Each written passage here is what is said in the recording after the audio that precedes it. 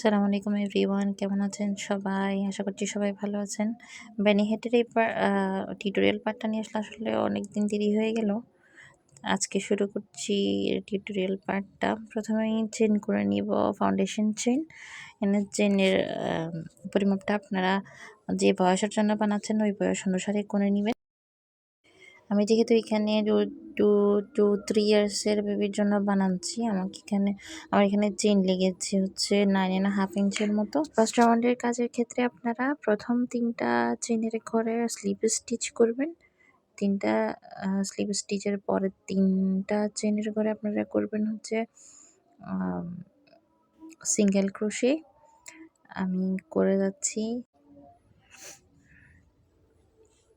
আমি এটাকে speed up করিনি একটু আপনাদেরকে বুঝিয়ে দেওয়ার জন্য।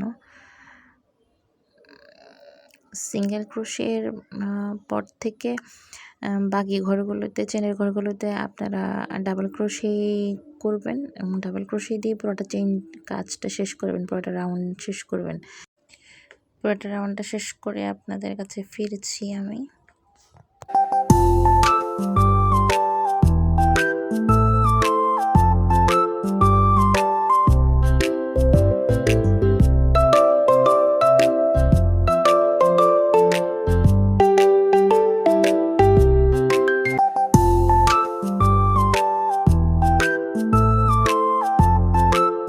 থার্ড রাউন্ডে আপনারা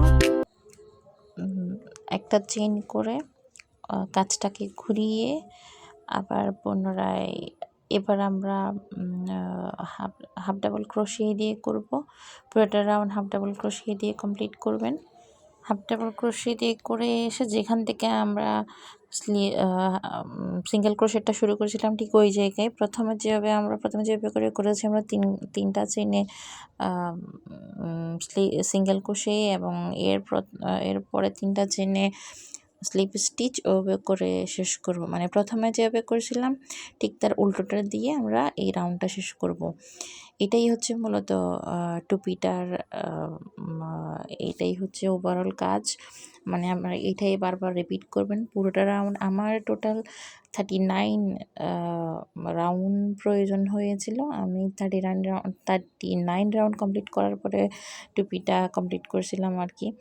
এখন আপনারা বয়স অনুসারে যে যারটা যেমন হয় আর কি, আপনাদের কাজের ধরন অনুসারে সেভাবে করে নেবেন। মূলত কাজটা সেম। আমি এখানে স্পিড আপ করিনি, আমি আপনাদেরকে দেখিয়ে দিয়েছি থার্ড রাউন্ড পর্যন্ত।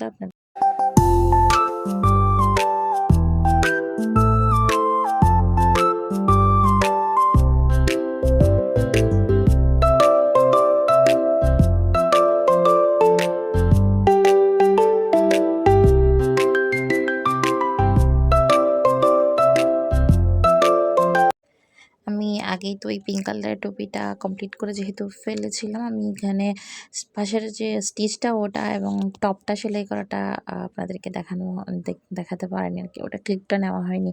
আমি আরেকটা বানাচ্ছি সাদা সুতা, যেটা দেখছেন আপনারা।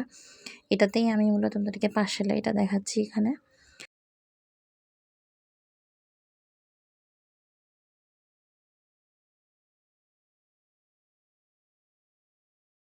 পাঁচটা সেলাই যেভাবে করে আমরা সোয়েটার সেলাই করি, কার্ডিগান ইউজুয়ালি আপনারা হয়তো এই উইন্টারে অনেকেই কার্ডিগানের প্রজেক্টটা কমপ্লিট করেছেন, আমিও করেছি, আপনারা দেখেছিলেন। ঠিক ওটার মতো করেই সেলাই করে স্লিপ স্টিচ দিয়ে পুরোটা সেলাই করে আসার পরে টপটা কীভাবে সেলাই করতে হয় এই যে আমি দেখাচ্ছি আপনাদেরকে।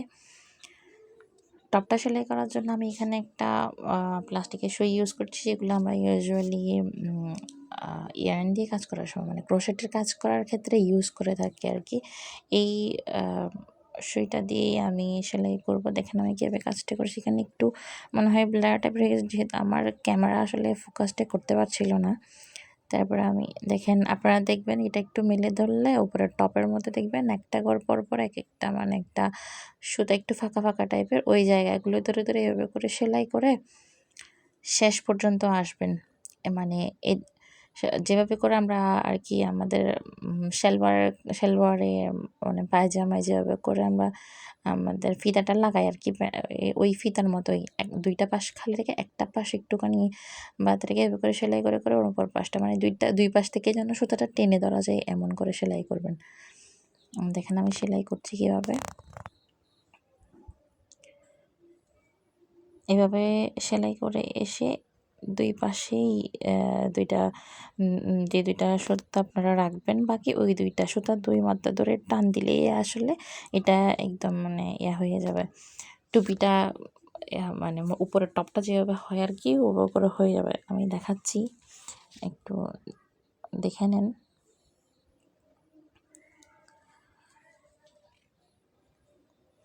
এই যে অলমোস্ট আমার করা শেষ, লাস্ট একটা স্টিচ বাকি আছে। এই যে দেখতে পাচ্ছেন আপনারা।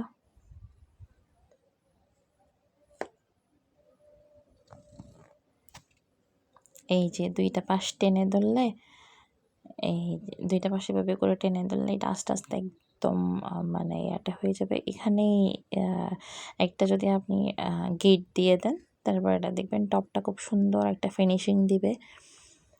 এই যে গিট দেওয়া অংশটা ভিতরের দিকে থাকে মানে উল্টা পাশ, এটা ভেতরের দিকে থাকবে, সোজা পাশটা আপনারা করে নেবেন আর কি। আমার যেহেতু এটা সাদাটা এখনও কমপ্লিট হয়নি টুপি, তো সেই কারণে আমার এখন এটা মানে আপনাদেরকে পুরোপুরি সেলাই করে দেখাইনি। আমি পাশটা কীভাবে সেলাই করতে হয় ওটা একবার দেখিয়ে দিয়েছি, উপরেরটা দেখিয়ে দিয়েছি।